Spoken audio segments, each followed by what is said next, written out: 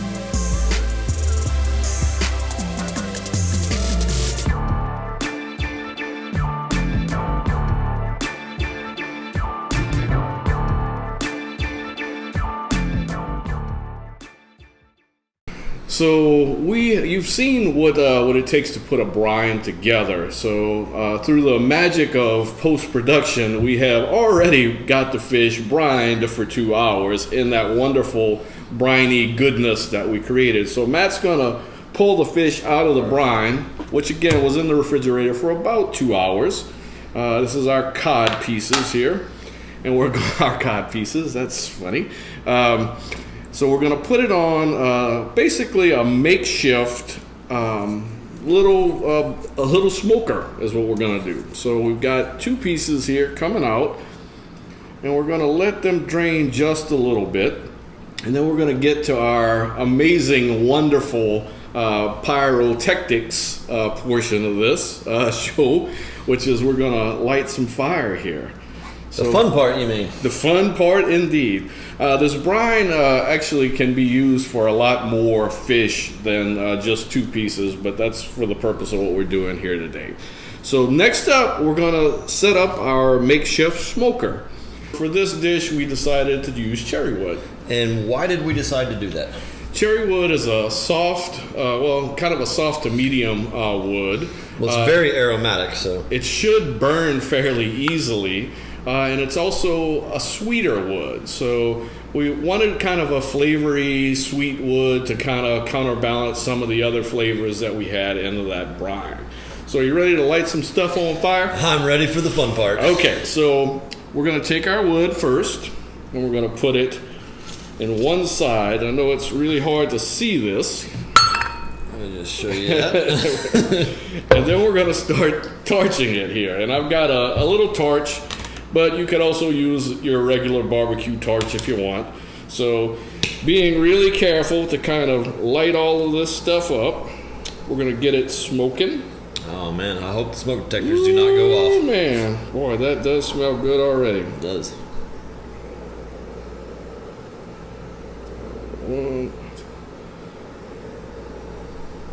Thank God we have a butane torch. A pro tip for getting your fire really going quickly would be to add just a little bit of olive oil to your chips. It'll get that fire going, and it'll also help to spread throughout the other chips, adding just a little bit more smokiness to the overall dish. Well, we've got a little bit of a flame going here, and so we're going to let that go for just a little bit, all right? And now we're going to kind of poke these flames around a little bit to get her smoking. We've got a good bit of smoke going. Yeah. So Matt, now what you're going to do, now that we got this thing rolling, is we're going to take our little fish thing here, and we're going to stick it to one side.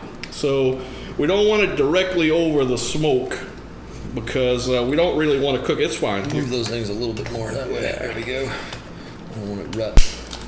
I'll light them up just a little more too while we're at it. Give it a little more juice here. Oh yeah, that's looking good. Alright, that's a nice flame there.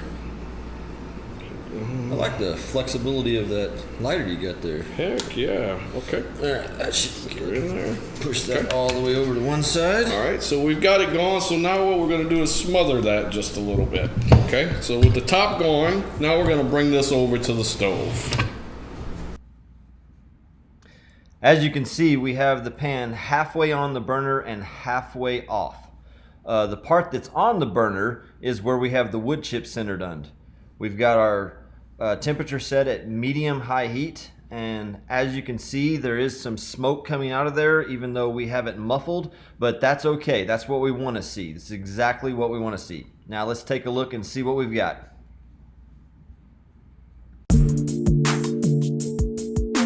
Okay guys, so our fish has been smoking for about 10 minutes now, so it's time to see how good a job we did.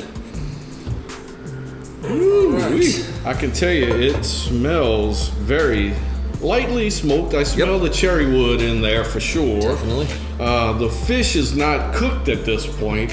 It's just got that smoky flavor that's been imparted to it. So from this point, now we need to transfer it from our smoking apparatus to our oven apparatus. All right, well, let me get a little bit of cooking spray on here so our fish doesn't stick. Perfecto. All right. Now we're gonna take this out as carefully as possible. Man, you are looking like a pro removing this fish from that pot. It's almost like you've done this before, Matt. I just can't understand it. Okay, so now when you're baking off fish for the purpose of dips, we want good airflow through the top and bottom pieces of this. We don't want a lot of moisture coming from the fish. We want the moisture coming from the dip ingredients. So what do we have here? So we've got just a regular roasting pan, but it's really important that you use a wire rack for this so that you can get that even cooking all the way around there. So our oven is preheated to 325 right now. So Matt, shall we? It's preheated now. Let's take it to the oven, man. All right, will you get that door for me? I will do. Now that we've taken this fish out of the oven and given it a chance to cool off, we're going to break it down into our bowl here as our base for our fish dip. Absolutely. So Matt's going to start with that and transferring it over there, and I'm going to tell you a little story about this. Thank God the cod that we chose is already flaky. This is going to come apart pretty easily. Look at that. I have to say it's perfectly cooked. So the reason why this fish dip came up on our radar is our friends Todd and Jim had done a road trip out to Key West. And they had hit just about every bar room from Key Largo all the way down to Key West. And in each spot, each bar had a little appetizer while you were drinking your beverage, and it was smoked fish dip. So we do listen to the advice that you guys are sending out there on the interwebs. Please send more. And again, because you might be the next winner in the Denton, Dallas, and Beyond Cooks show call-out thing. All right, I got the fish in here, so now I'm going to start with the ingredients I have here. All right, so what do we got? So just a little bit of salt to taste. That should be good. Little bit of pepper to taste. Just a reminder, too, there's an awful lot of salt in the brine. So probably start with a little less and then add to your taste as you go along. Like we said, and we're going to preach on this show until we get kicked off the air, fish needs a little bit of Old Bay. Never can hurt. All right. Oh, yeah. All right, we have 2 teaspoons of dried oregano, 2 teaspoons of chives, dried chives. Mm-hmm. Looking good. Got 1 tablespoon of garlic. Also, another pro tip, can't really have too much garlic in a dish. Nope. In fact, I'm pretty sure when I measured this out, it was not a tablespoon. It may have been a 1.5. Yeah, well. All right, and we have 1 tablespoon of horseradish.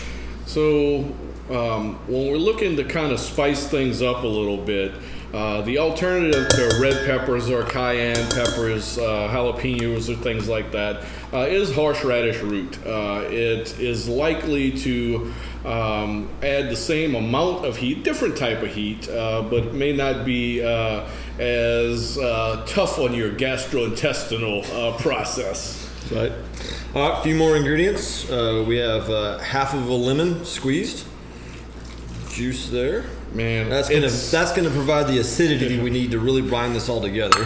I know we're gonna kind of harp on this, but it smells so good right now. Just a little bit of olive oil, just for a little bit of extra flavor. And the olive oil can also be used as an agent to kind of loosen the mix up, because the base of this recipe is our cream cheese. 8 ounces of cream cheese. And cream cheese can be a little thick and a little heavy, so we'll put all of this together and see what happens. Make sure we don't waste any. So we'll let that go. All right, now time to just mash it all up.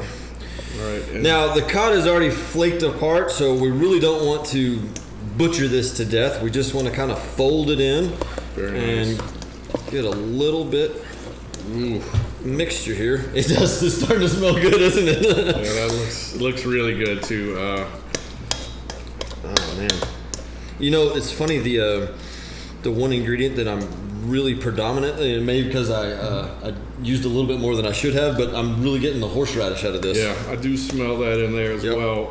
The lemon juice is doing the nice bit of cutting there. So it's also got a nice creaminess from that cream cheese, of course, and Matt's doing a really good job of keeping the pieces of cod whole. Because again, you don't want to bust it all up and have just this big mass of messy dip, but this is looking really good. So why don't we go ahead and plate this thing up and let's get it plated, taste it, and we'll let you know how it tastes. All right, guys, we've got our fish dip plated up here. We've got our Cuban crackers, and I tell you what, we are ready to taste this dish. Let's do it. Let's do it. All right. First thing I can tell you is there's some big old chunks of cod in here. And you can really, really see the chives like coming through here. So let's taste it. Let's taste it.